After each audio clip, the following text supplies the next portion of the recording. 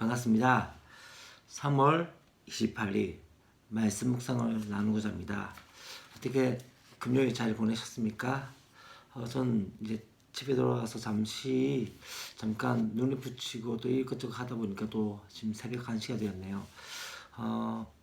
다시 이제 집에 와서 또 이렇게 말씀 묵상을 나누고자 하니까 조금은 또 어색한 감이 있습니다.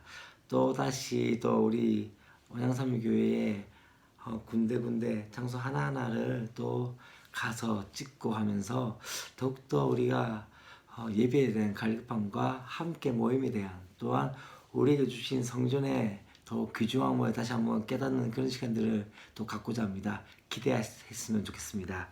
오늘 우리가 함께 볼 말씀은 마가복음 11장 20절부터 33절의 말씀입니다.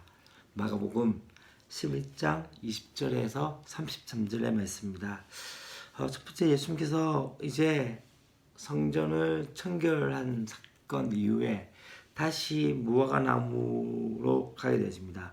그 무화과나무가 이제 뿌리채 마른 것을 보게 되어지고 베드로가 그에 대해서 이야기하자 예수님께서 말씀하신 것은 바로 하나님을 믿으라 라고 말씀합니다. 그리고 이제는 어떻게 얘기합니까? 너희가 누구든지 이 산들어 저 바다로 던지라 하면은 그 말한 것이 이루어지기를 믿고 마음에 의심하지 아니하면 그대로 되게 된다고 말씀하시면서 무엇이든지 기도하고 구한 것을 받은 줄로 믿으라 라고 말씀합니다. 그리고 한 가지 더 중요한 건 기도할 때 혐의가 있으면 용서하고 그렇게 할 때 하늘에 계신 하나님께서도 우리의 허물을 용서해 주신다고 말씀합니다. 그리고 이제 다시 이들이 예수님과 또 제자들이 이제 예루살렘으로 들어가게 되어집니다. 그 가운데서 이제 대제사장들과 서기관들이 또 장로들이 이 예수님께 그렇게 묻기 시작하죠. 무슨 권위로 이런 일을 하냐? 누가 이런 권세를 주었느냐고 이야기할 때 예수님께서는 또다시 이 질문에 대해서 답하지 않으시고 어떤 이야기합니까? 내가 다시 한번 묻겠다. 너희가 요한의 세례가 하늘로부터 왔는지 사람으로부터 왔는지 이야기하라고 할 때 이들이 이야기한 것 중에 하나는 만일 하늘로부터라고 이야기하면은 왜 그를 믿지 않느냐라고 할 것이고 또한 사람으로부터라고 하면은 사람들이 요한을 참 선지자로 알기 때문에 그들이 이 백성을 두려워하면서 기회주의적인 상황 가운데서 그들이 대답하지 않습니다. 그리고 이제는 예수님께서 나도 무슨 권리로 이런 일을 하는지 해서 너희에게 알리지 않겠다라고 말씀하시면서 오늘 말씀이 정리가 되어집니다. 이제 우리가 먼저 볼 것은 바로 무화과나무의 뿌리채 많은 상황들을 우리는 볼 수 있습니다. 여기서 무화과나무가 뿌리채 말랐다는 의미는 뭘 의미할까요?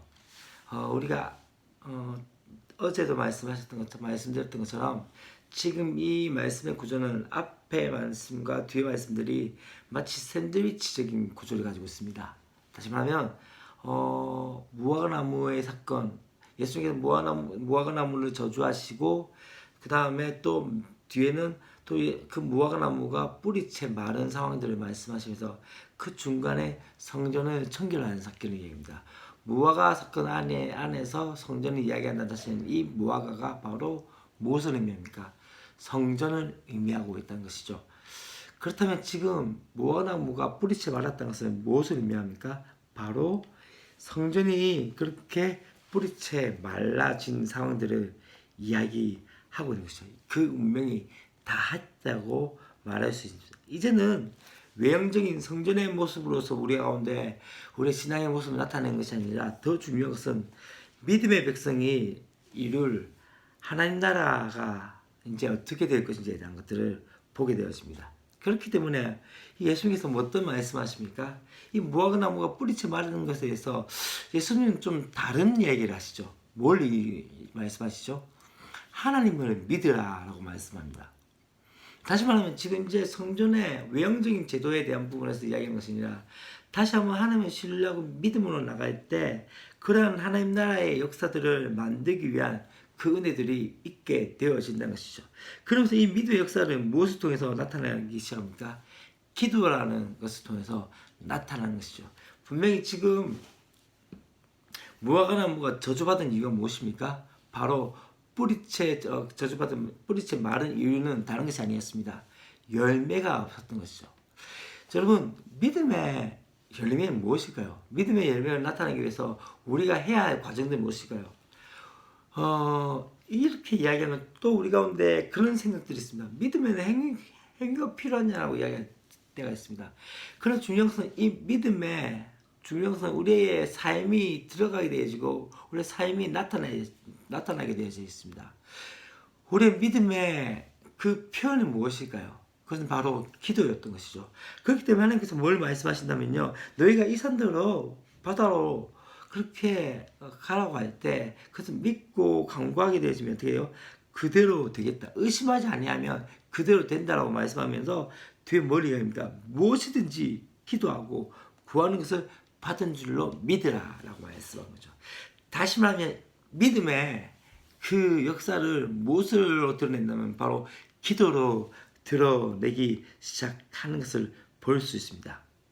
그러면서 또 한 가지 더 중요한 것은 기도회 가운데 우리가 또 한 가지 더 중요한 것 중에 하나는 우리의 기도 가운데 우리 가운데 기도를 막히게 하는 것 중에 하나는 누군가에게 혐의가 있거든. 다시 말하면 내가 용서하지 못하는 부분이 있다면은 그것을 용서하고 또한 그것을 처리하고 기도하기를 원하시는 거죠.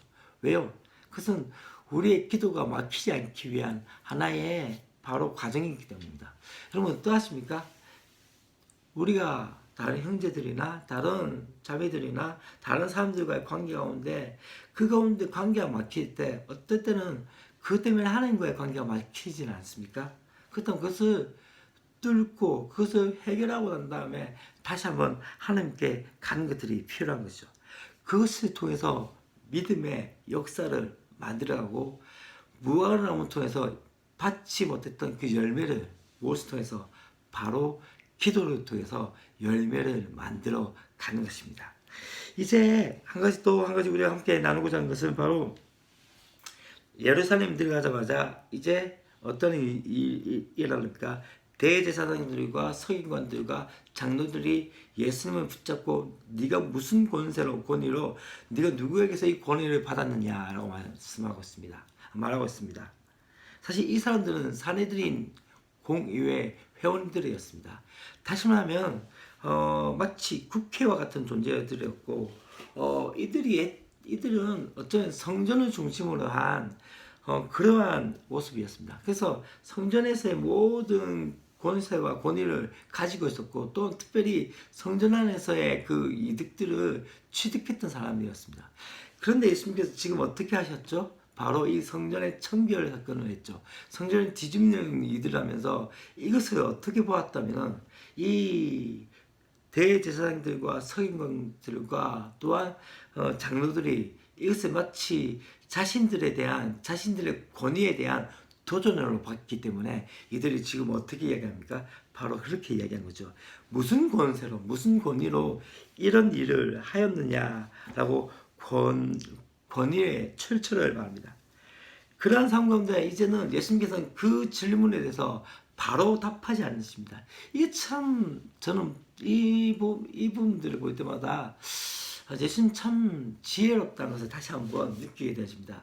사람들은 어떤 질문에 대해서 답하는 경우도 있지만 또다시 예수님 그 질문에 대해서 또 다른 질문을 통해서 도리어 다시 한번 그들이 궁지로 몰려가는 그 상황들이 되어진 것을 볼 수 있습니다. 어떻게 질문을 하시죠? 바로 세례 요한의 세례가 하늘로부터 왔느냐 아니면 사람으로부터 왔느냐 라는 부분을 이야기합니다.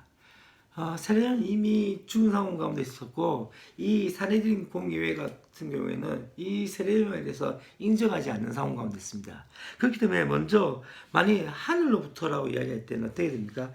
이것이 어떤 이야기가 나타납니까? 왜 그렇다면 너희들은 그 세례요한을 믿고 따르지 않냐라고 다시 한번 반문할 수 있게 되어지고 사람으로부터라고 이야기하면 지금 이 사람들 다시 말하면 많은 무리들이 많은 회중들이 많은 백성들이 이 세례 요한을 선지자로 알았기 때문에 그럼 또다시 백성들의 마음을 어떻게 합니까? 마음을 마음에 드는 그런 상황들이 되지 않기 때문에, 그렇기 때문에 이들은 답하지 않는 상황이 되어집니다.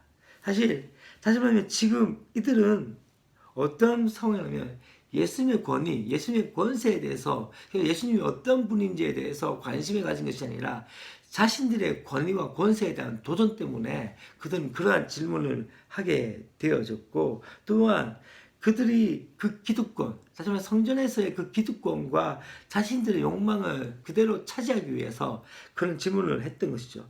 결국은 어떠합니까?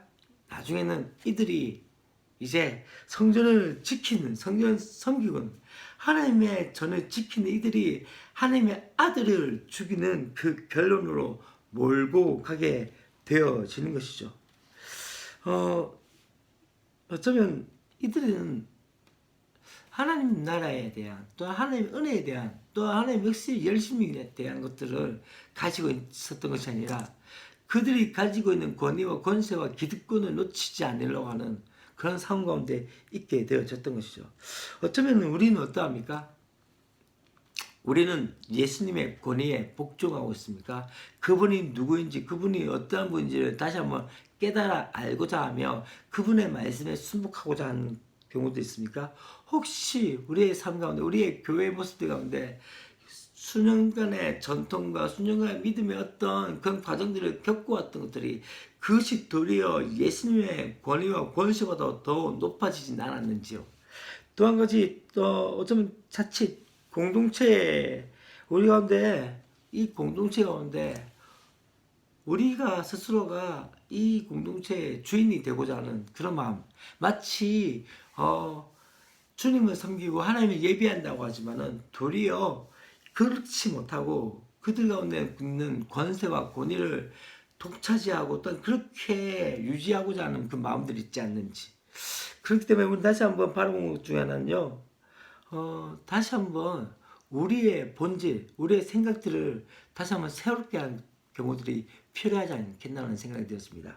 여러분, 대제사장들과 설교관들과 장로들의 그들은 어쩌면 믿음의 수년 동안의 믿음의 연륜들이 있고, 어쩌면은 그들의 삶 가운데 하나님의 경험했던 사람들이라고 볼 수도 있습니다.